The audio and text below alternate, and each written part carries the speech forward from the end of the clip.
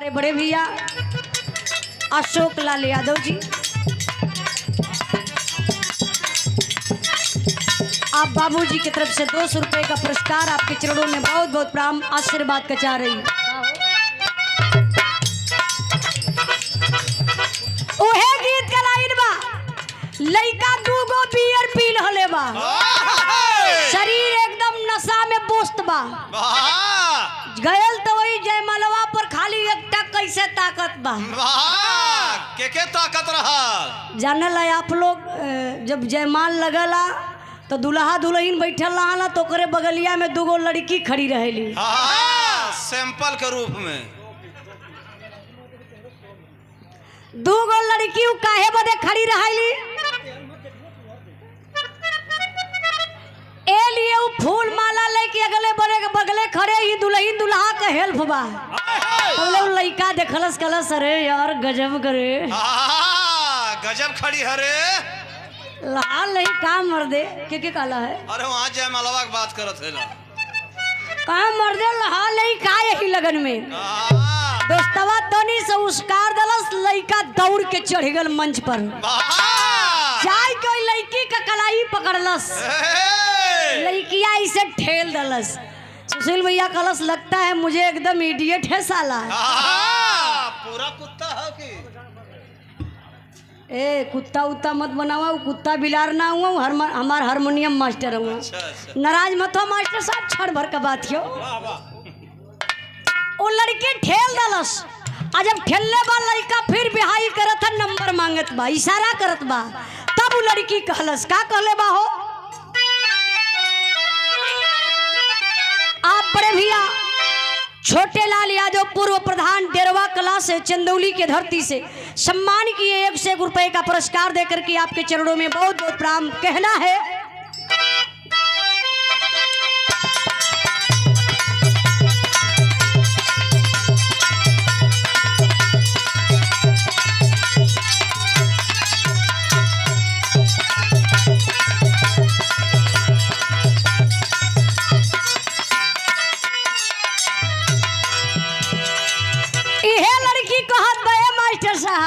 का कहले बा, अइला है बारात करे या कि हमसे बात करे,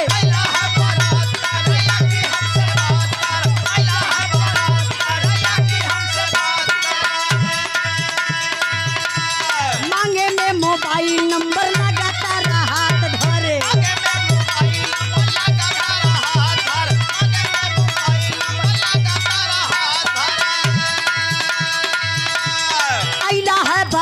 करे या कि हमसे बात करे, मांगे में मोबाइल नंबर लगाता रहा धरे, गोरी खोला झाड़ी मारो, पापा के पानी मारो, गोरी खोला झाड़ी मारो, पापा के पानी मारो, गोरी खोला झाड़ी मारो, पापा के पानी मारो। इस गीत के भाव पर सम्मान किए हमारे बड़े भैया छोटे लाल यादव, पुनः दूसरा पुरस्कार देकर के पूर्व प्रधान डेरवा कला चंदौली से। आज ये लोग मनसाए गए नहीं, देखा बड़े प्रेम से सुनत, यही सबसे अच्छा ही लगा था कि लोग बतियावत ना है। बुआ सम्मान के लिए 100 रुपए का पुरस्कार दे के बहुत बहुत प्रणाम, सॉरी 200 रुपया बा, क्षमा करिए बुआ जी, ये 200 रुपए का पुरस्कार बहुत बहुत प्रणाम कहना है।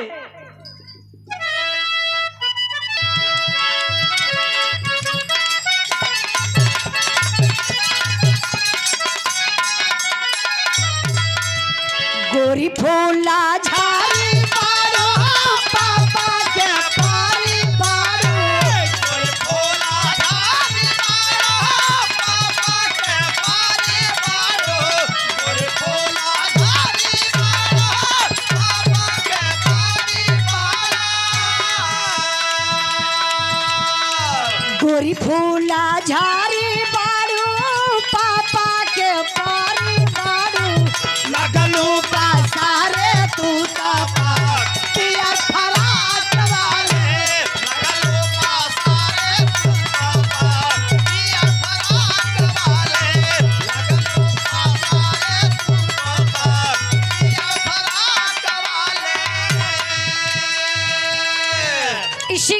के भाव पर लेला सम्मान किए छोटे लाल यादव पूर्व प्रधान डेरवा कला से पुनः तीसरा चौथा पुरस्कार देके बहुत बहुत भैया के प्रणाम।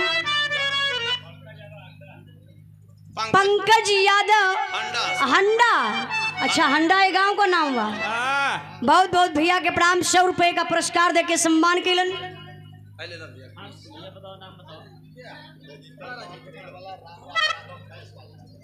रविंदर पाल भेड़ वाला, रामलाल पाल भैंस वाला सम्मान के लिए पुरस्कार देके सुंदर पुष्पहार देकर के बहुत बहुत आपके प्रणाम।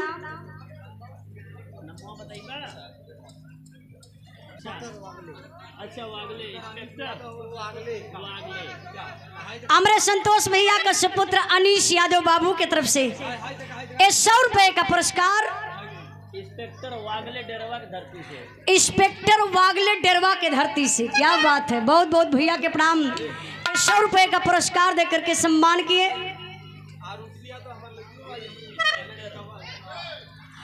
आरुषि यादव हमरे अशोक भैया के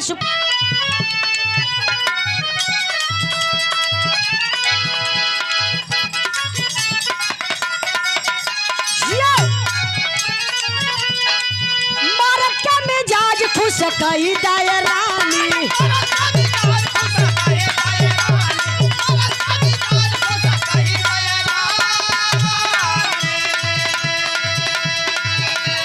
कहता नहीं कुछ न होई परेशानी।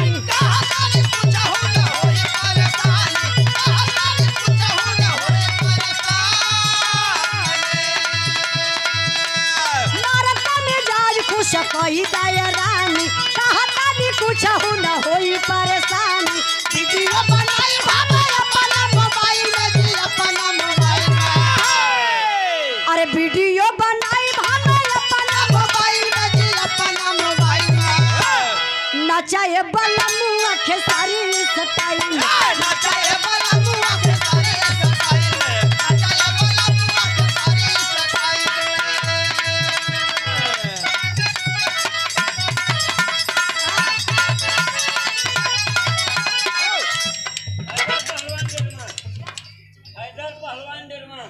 का फैन हुआ। बहुत बहुत आपके प्रणाम।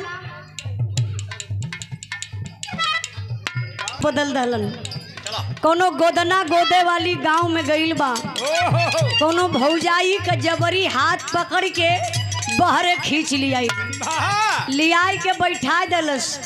और हमके लगत बा सुशील भैया आज के जमाने में गोदना लोग कम समझत हुई। अब टैटू हो गया टैटू।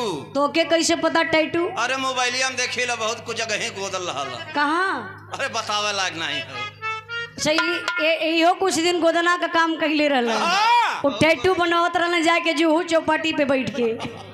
जितनी देख ले लड़की चिकन चिकन जात यही तो जुहुआ पे आप लोग देखेला छोटा कपड़ा ज्यादा पहन के घूमैली। मुहा में मुहा ना के बतिया में सब मुहे में मुंह ना वाला वो स्टाइल हो। हाँ तू ना समझ पैबा। ये समय वर्तमान में ही गुलशन भैया जानत हुई है। गल ना जो पे यही से कहा था दुल्हन का हाथ पकड़ के खींच लहले बा। खींच के गोदना वाली कहलस का कहलस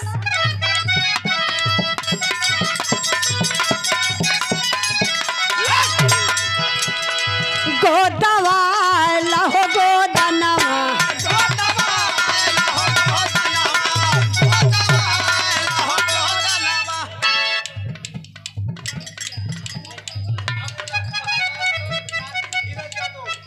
बाबूनाथ पहलवान के नाती धीरज यादव डेरवा के धरती से सम्मान कैलन 100 रुपए का पुरस्कार देके। पहलवान जी कहला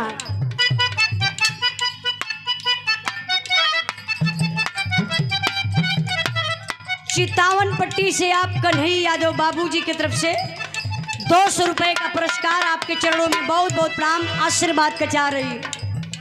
और ये सम्मान की हमारे बड़े भैया मुकेश यादव ट्रेलर ड्राइवर जमनिया गाजीपुर से।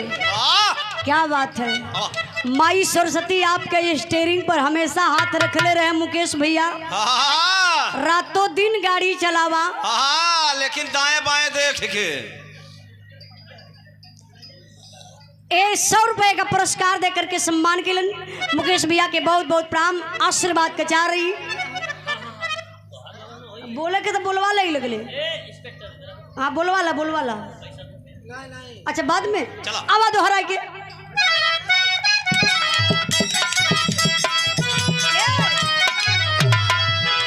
गोदवाला हो गोदनवा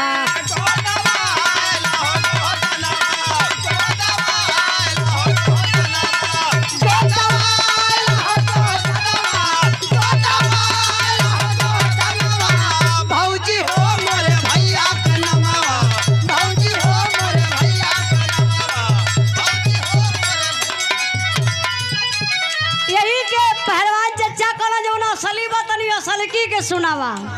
यही के बुढ़ऊ दादा लोग अपने जमाने में नहाई के गावे और रजा मजा आ गई न रे। देखा दादा लोग गावे। हाँ गावत है।